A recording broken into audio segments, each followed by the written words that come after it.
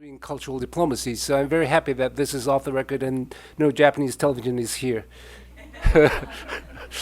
well, but she's my friend, so there are also always we talk about three pillars of diplomacy. One is, of course, political security. The other is economy, economic policies, and third is this cultural.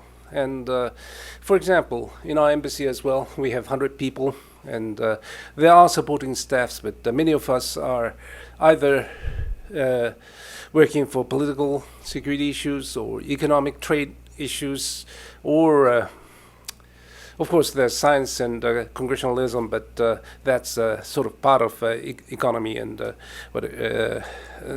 political. So, and very different is public relations and cultural. And very frankly speaking, a lot of young diplomats are attracted to the first two pillars, political security and economic trade issues, because that attracts more attention.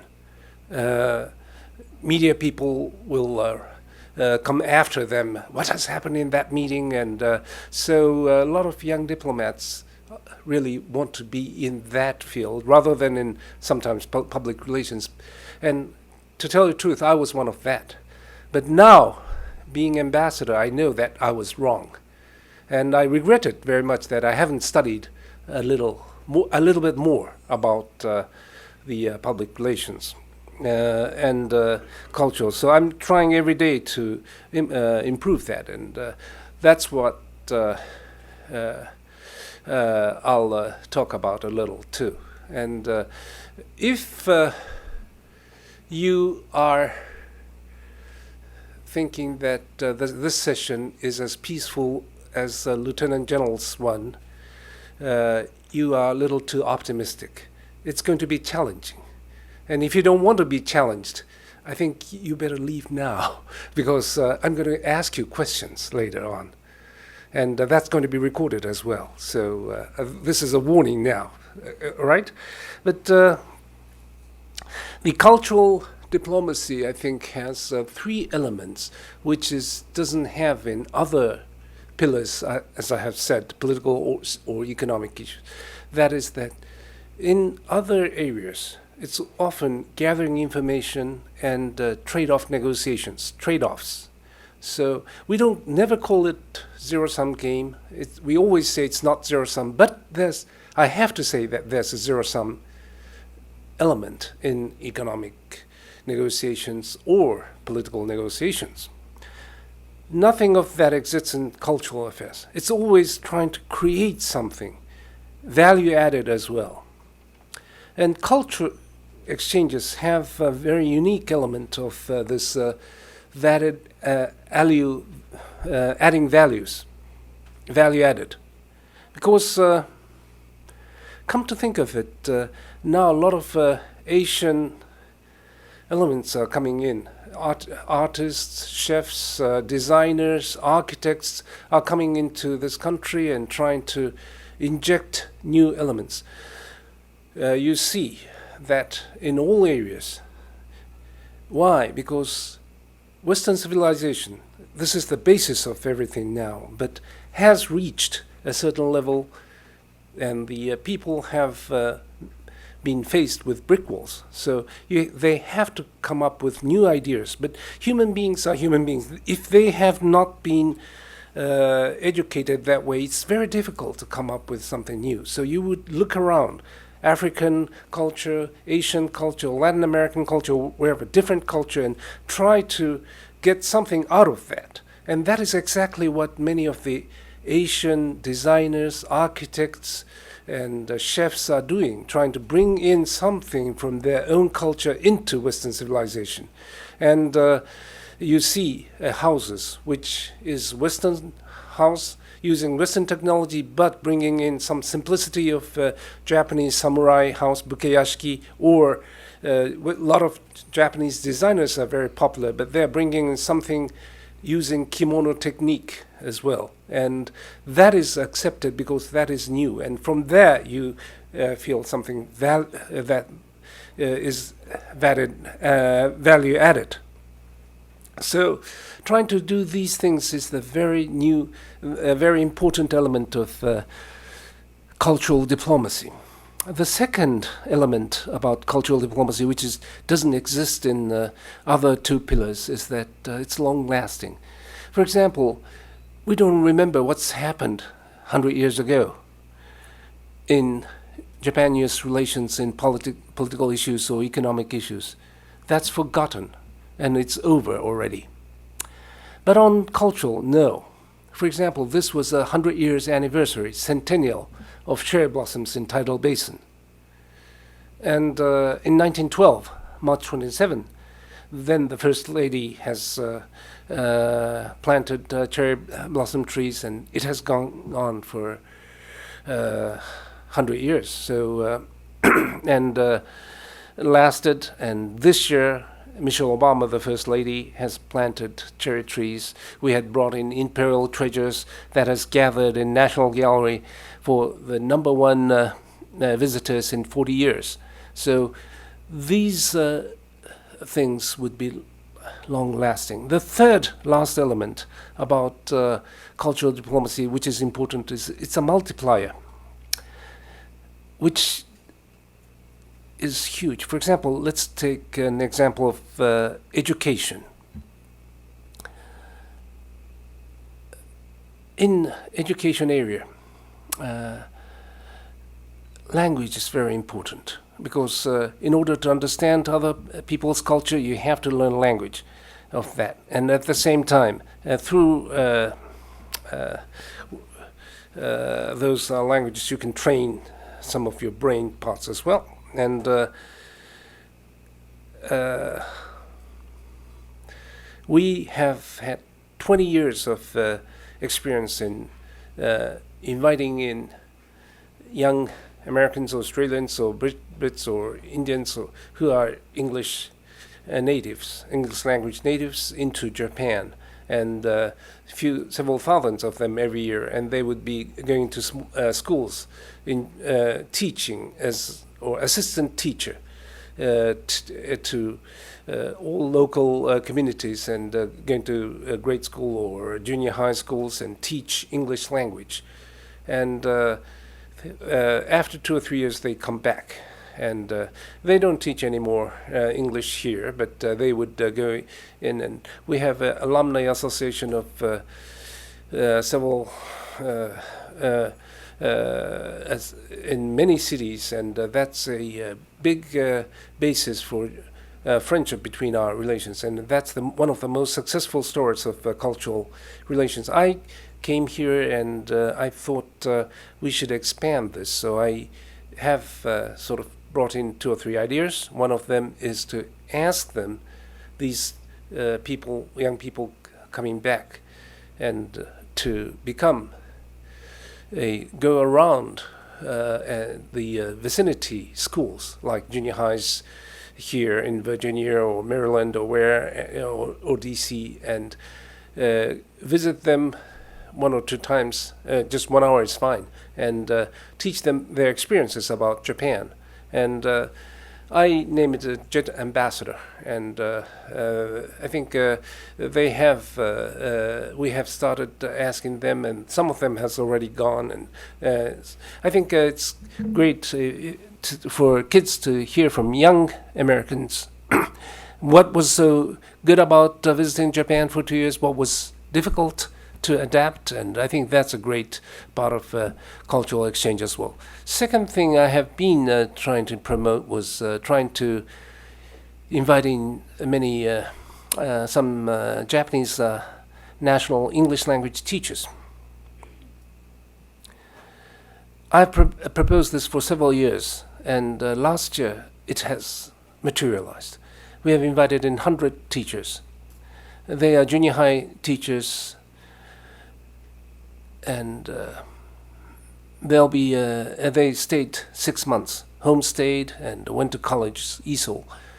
Now, English as second language courses. Why so? Because the English language or speaking capability of Japanese is so low. I think it's second lowest in all Asian countries. And we've been teaching English for 100 years, and it's compulsory for, I think, at least 6 years, almost 3 years in middle school, 3 years in high school, and college 2 years. So 8 years. Everyone has done almost 8 years, and still we don't speak English in Japan. Why? Because I think English teachers are not that well trained. So that's why I thought we should invite in, with government funding, teachers, all the public school teachers, and have them homestay in United States. My idea was to have a year or two, and then they homestay, and when they go back, their listening and speaking capability will be improved, and they'll have more. They'll be more comfortable in working with these JET program people, Japan exchange teachers. These are young Americans, as I said, and we had it for the first time last year, and I'm exchanging emails, and they really think that they were eye-openers. So this year we'll have a second team coming in, and I hope this will be successful as well. So the reason I said multiply is if one teacher's ability improve, if she or he teaches class of 30, 5 classes, and in 30 years she or he'll be teaching 5,000 students, what a great investment to invest in teachers. And this is one of the things that is a very important element in cultural diplomacy, or the education element. Now, the very difficult part about cultural diplomacy is budget funding. You need money to do all of that, and in every government has become a little more frugal than before. There's budget limitations. For example, United States,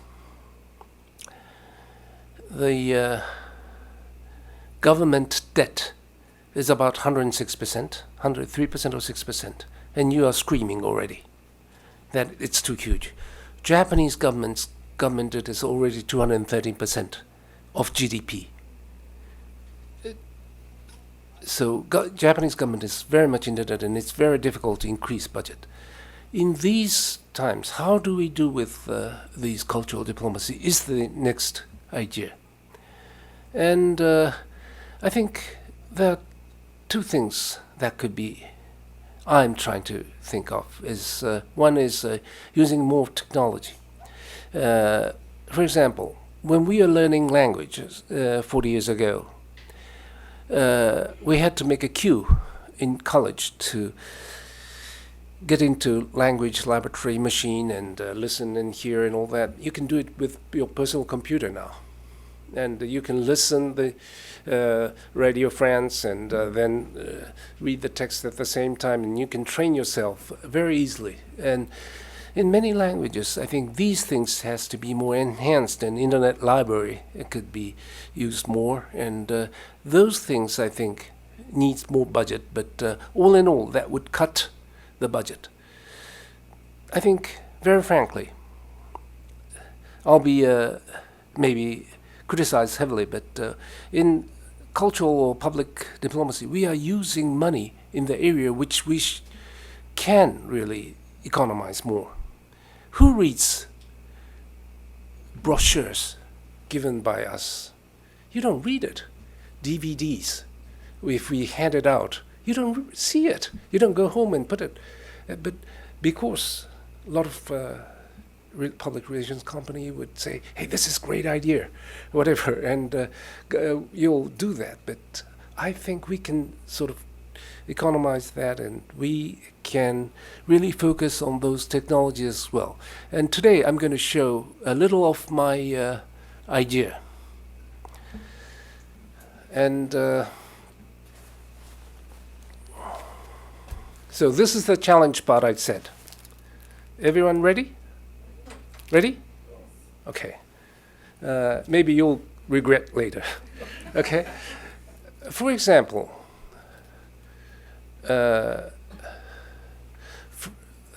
okay, pass it out, please.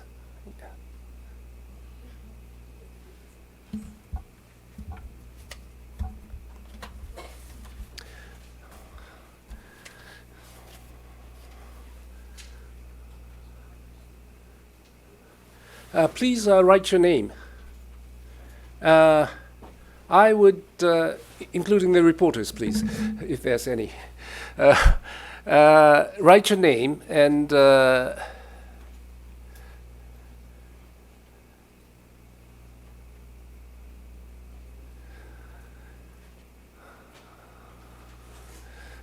I'll promise one thing. This will be shredded right away. I will not pass it on to size, so feel free to write it. And now I'll give you 4 or 5 quizzes. So write down your answer, and you'll get the. If you get right, you'll get the prize. Okay. It's about American history and Japan-U.S. relations a bit. 150 years ago, 152 years ago, first samurai mission came to United States. They came to San Francisco, traveled United States, passed United States, came to Washington. The very objective was to hand in a ratification to U.S. President of Japan-U.S. Treaty. Amicable trade treaty. This ship was named Kandi Maru, and they traveled all the Pacific for the first time, and they came here. And then they were able to meet the U.S. President and handed the ratification. So this is 150 years ago from 2010. That is 1860. Who was the U.S. President who received it? A. Franklin Pierce. B. James Buchanan. C. Abraham Lincoln. Just write A, B, or C.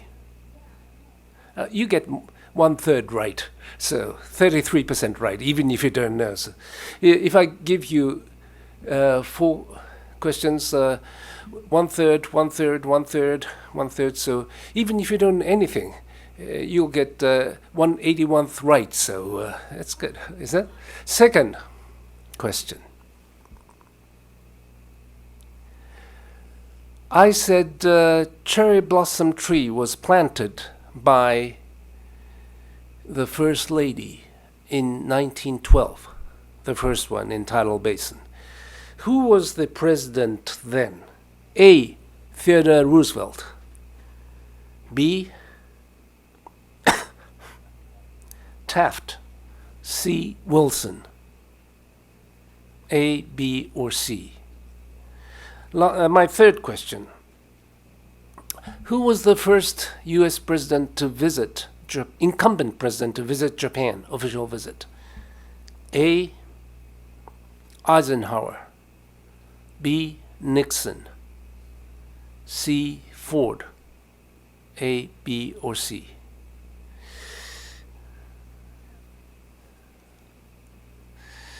Last one. Who's the first U.S. president to have invited Japanese Prime Minister as his first guest in the White House?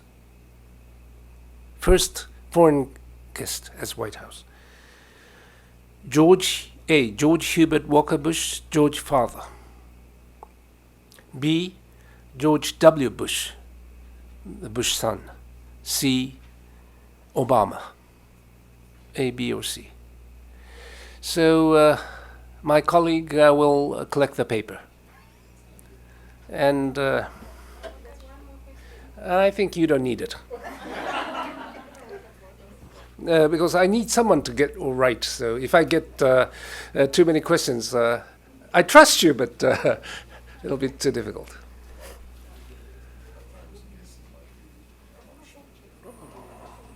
Are there any members of other embassies here? You are from which country? Huh? I am from Kosovo. Kosovo, okay. Been there. Very nice place. Yeah. And that was before your country was independent. But now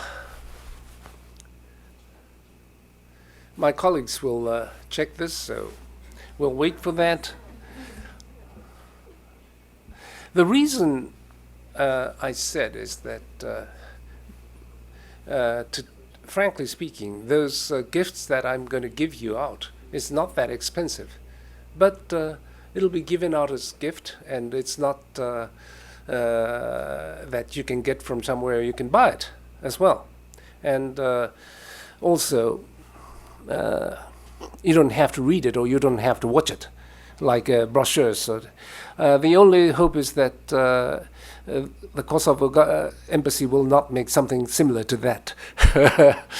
This because I claim my intellectual property rights on this. And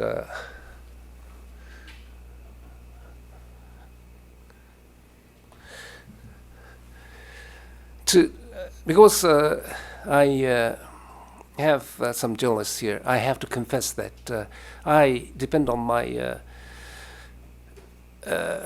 journalist friends for the designing of what I make too. Sometimes I have a regular press conference, and I'll discuss with them. What do you think of this too?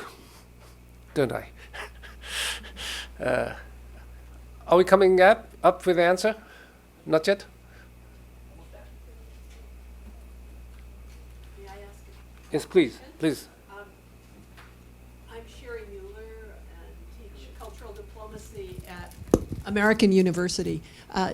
Wanted to say thank you for your presentation and your particular emphasis on teacher training and exchanges for teachers, I think is right on.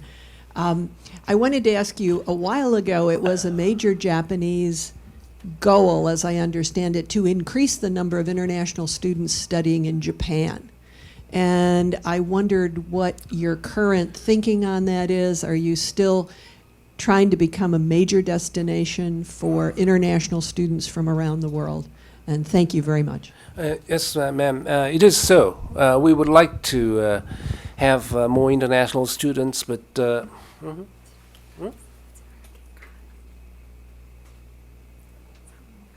someone needs to do it.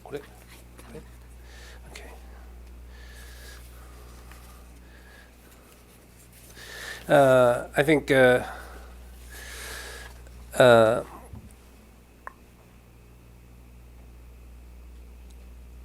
we would like to have more international students, and we are trying to put more emphasis on that by trying to improve facilities to do that. And at the same time, it's some concern for Japanese that those students coming to the United States is dropping. And I've been saying that it's not because they are timid or whatever. It's because the companies do not sufficiently appreciate those foreign college graduates, so they have to take more and not use as only translator or interpreter, but then they will go out more. Second is we have to improve our English language skill, because if you go to China or Korea, wherever, you learn just language, but if you come here, you have to study history or economics or whatever, and it's not easy, really, to do that.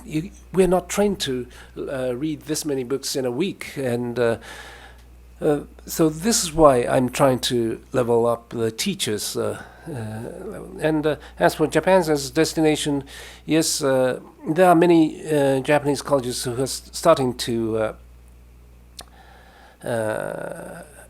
teach in English as well, And for example, Tokyo University is now thinking of starting academic year from September to adapt to this country and other countries as well. So there are efforts going to be made as well. Many other questions? Please.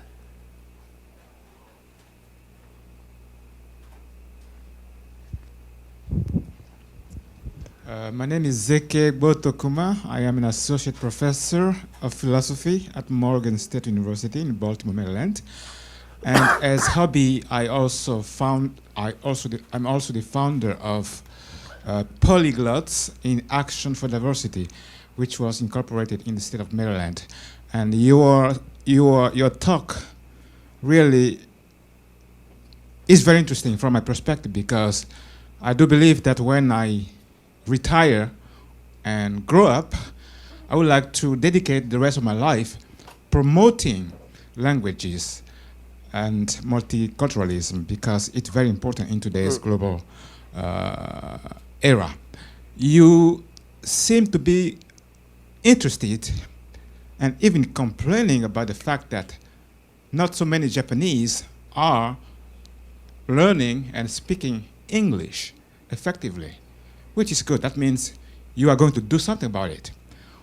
My question would be, based upon your experience as ambassador and a diplomat in the US, how do you see the interest of American students in doing what you are doing for Japanese? In other words, do you see many American students going to Japan to learn Japanese? Because in this area of diplomacy, reciprocity is very important. Thank you very much. I think that's a very important question. And as for Japanese language, I have some of my thinking. One is that we have to start from not Japanese language study, but Japan study.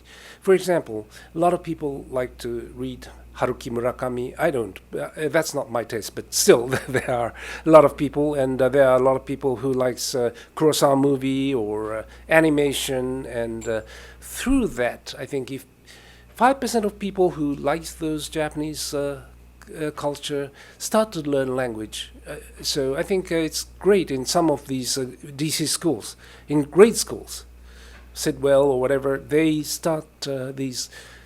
Not the language, but Japan studies, and that's one.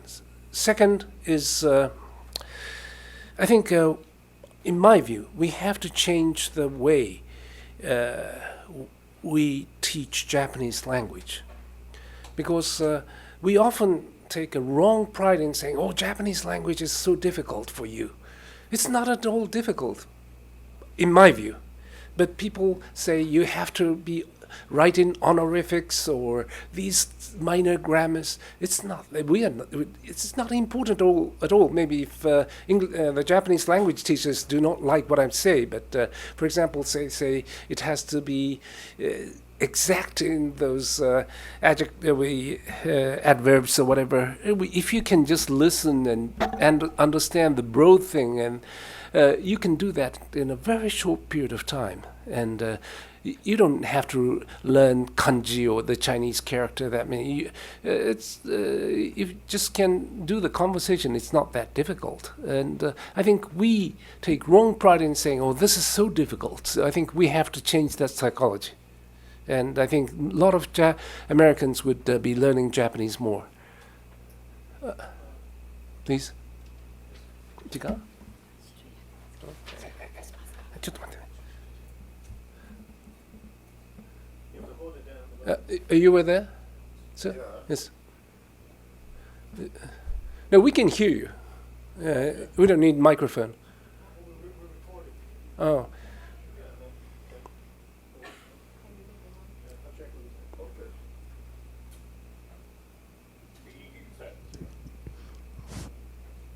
Okay, Your Excellency, I really want to say thank you for this wonderful Okay.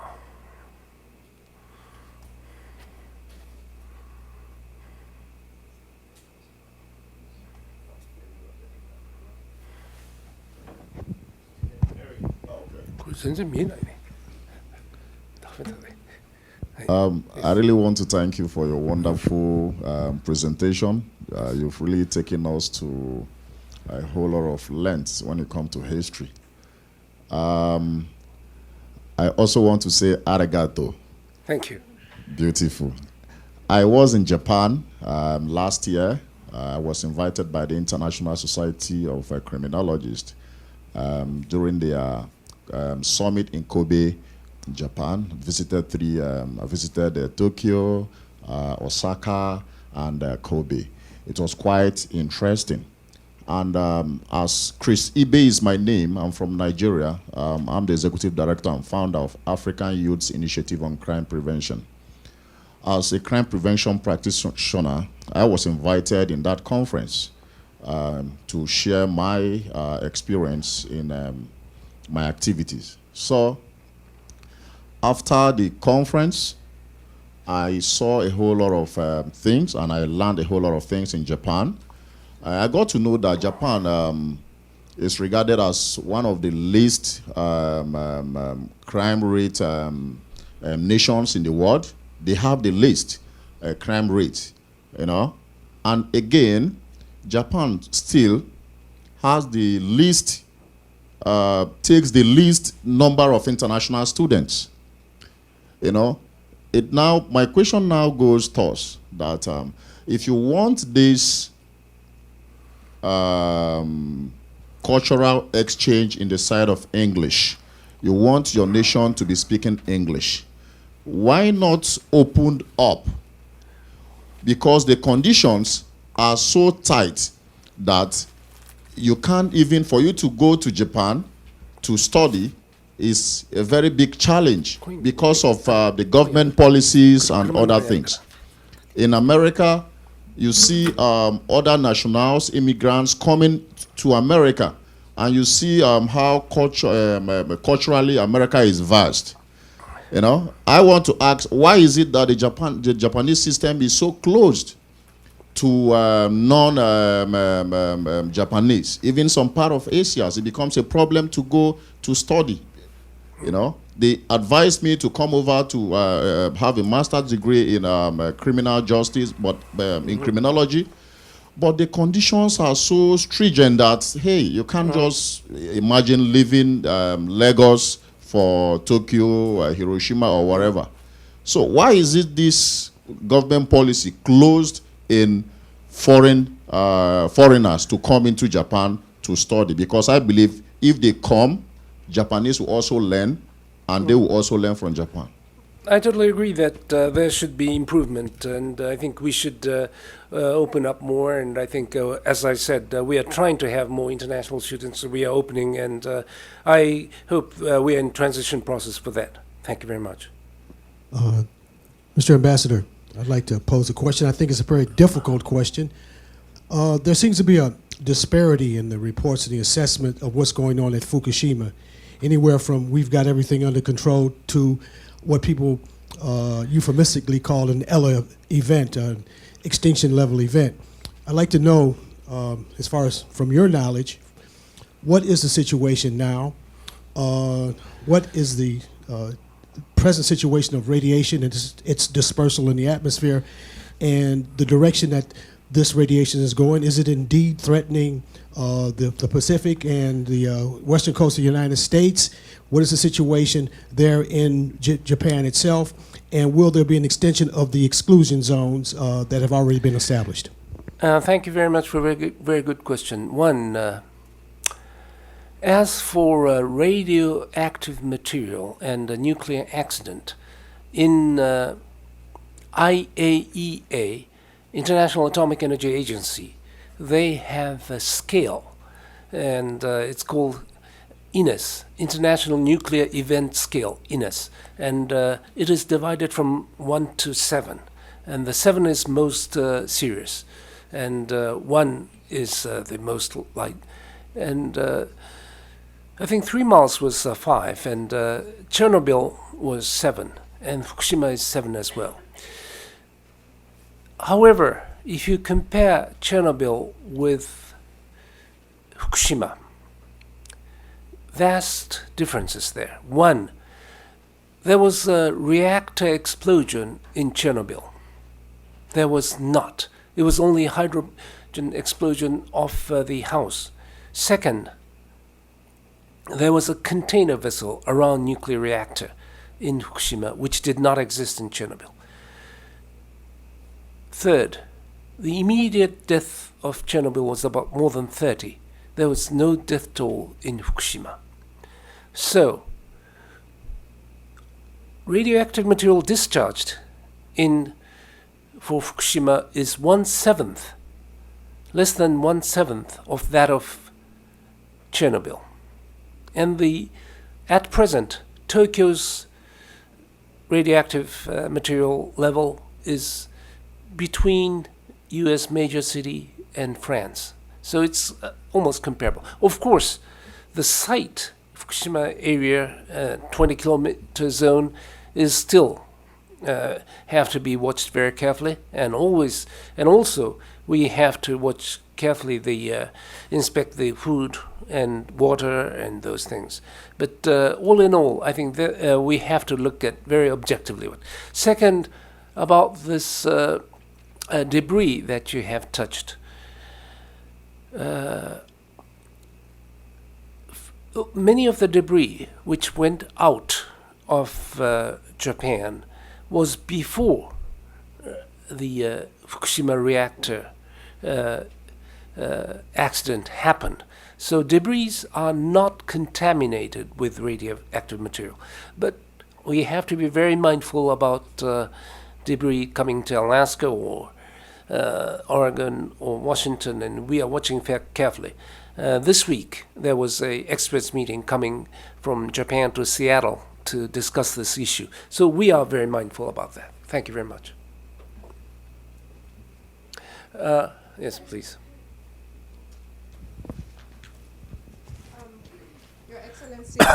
Your Excellency, Ambassador Fujisaki. My name is Bridget Thibault. I teach at the University of Massachusetts. And my question is, well, besides thanking you for the very enlightening presentation, I'm particularly interested in the cultural exchange and educational exchange. And I was wondering if, as ambassador, you have more ideas about the challenges that Japanese students coming to American schools face that need to be addressed, well, besides high tuition and language problems. Any other thing that the school systems or the colleges here need to be doing to encourage them to come? Because I know with the budget constraints all around, many more international students generally have a problem coming in. So what do you think can be done to facilitate that process? Thank you. I think, yes, a very good question. And not only language, but the method of teaching was a little different. I think it's changing in Japan, but in Japan, often students were asked to memorize a lot of things and did not really participate in discussions as much as here. So remember that I was here 40 years ago as a student here, and I thought I knew a lot of things, but I was thinking, when should I speak about or whatever, and I was very careful in calculating where should I jump in or whatever, and 2 hours passed and I didn't say a word, and I was coming back thinking, oh, I didn't speak at all. And now I'm talkative, but not that time. So this way of how to express yourself is important, and I think we are now doing that a little more, but this is that gap exists as well. Thank you very much. Final question, and then we'll give it back to you. Okay. His Excellency Ambassador Fujisaki, You're from which country? Nigeria. I see. Yeah. Well, my name is Samson Liolio, MA student, European Peace University. Well, talking about, my question is directed basically to the US-Japanese relationship. Now, I think that we cannot really talk about cultural diplomacy without reconstructing history. And of course, we know the issue of the Nagasaki-Hiroshima thing. Now, I want you to throw more light on the extent to which the citizens of, Japanese citizens have accepted the fact that, okay, this happened, and this happened and we're going to deal with it. And to what extent has the U.S. gone to trying to reconstruct that for a good relationship?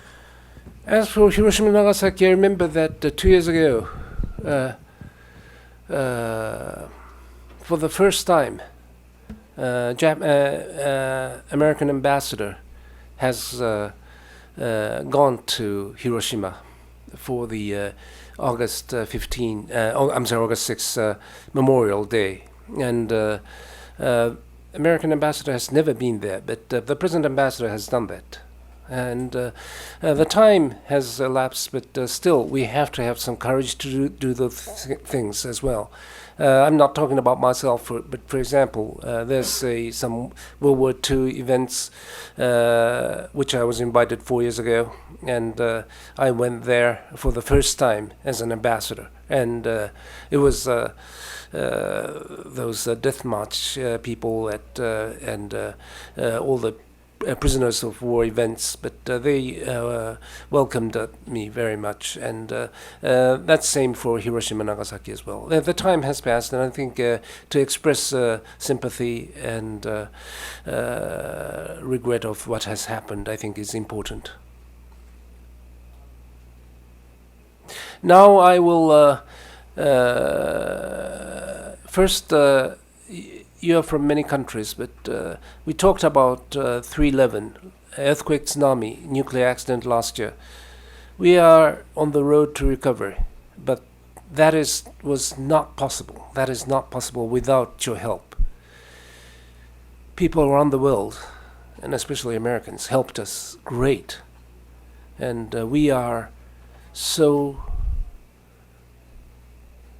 lucky in a way that people extended the helping hands to us, stood with us at our most difficult moment. So, representing all Japanese, I'll say that Japanese people will never forget it. Thank you very much. Arigatou gozaimasu.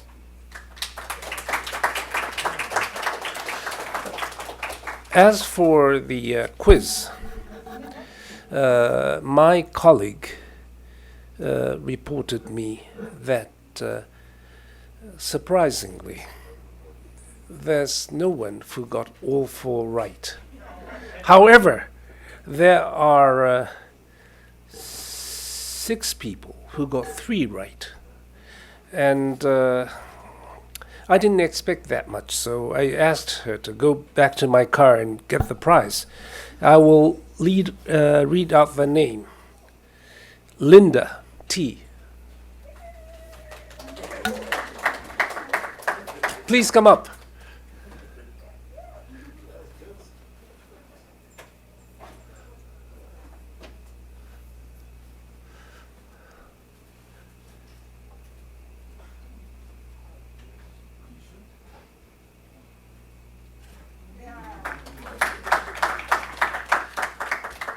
Sorry. I had a bag for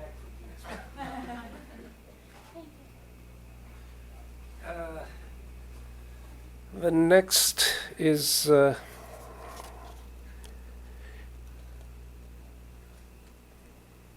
Izumi Moni Dean.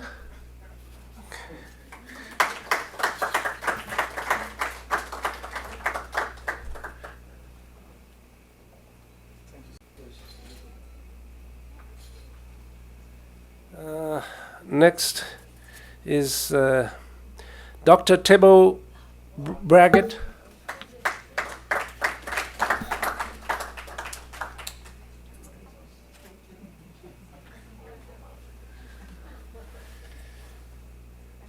Caroline Mikumoli.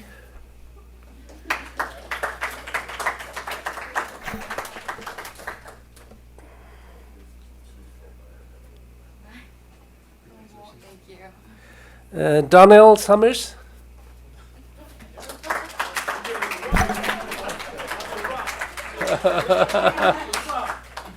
Thank you very much. One Japanese name, Sumiko Mori.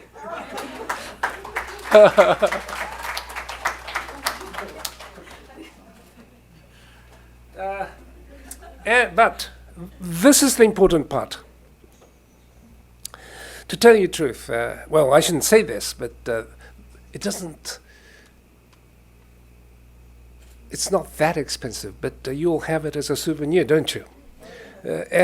But I would not disappoint other people too. I have something for everyone, and this, but I can't give you out coins, so it's going to be a wristband. And the point is that as I said, I didn't ask a public relations company to design or anything. I made a design and I discussed with my journalist friends and I came up with this. So design is free. And this is something we have to do, use our ideas. So this is for the men, this is for the girls, ladies. And you can see cherry blossom, Mount Fuji and crane. And so the reason is that I made it for kids, but maybe the ladies would like it this more. So I would, can you maybe pass it on? So this is the end of my small talk about economizing and try to do my cultural diplomacy. Thank you very much for listening.